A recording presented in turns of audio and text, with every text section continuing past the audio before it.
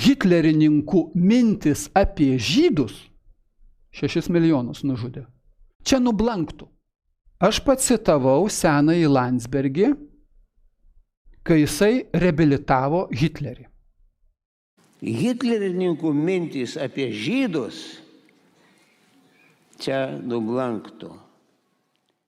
Tai Hitleris ne pats blogiausias vyrukas. Buvo kažkada Vokietijoje milijonai žmonių entuziastingai balsuojančių už Hitlerį.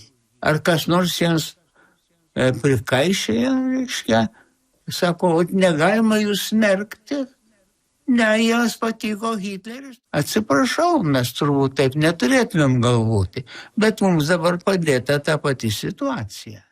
Mums siūlomas Hitleris, įvedamas į vyriausybę.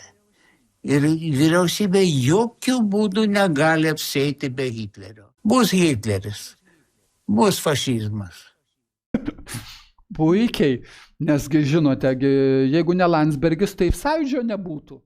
Kadaise, kai kilo Lietuvos sąjūdis, mes atėjom tartum su pasiūlymu, su patarimu, kaip pagerinti padėtį.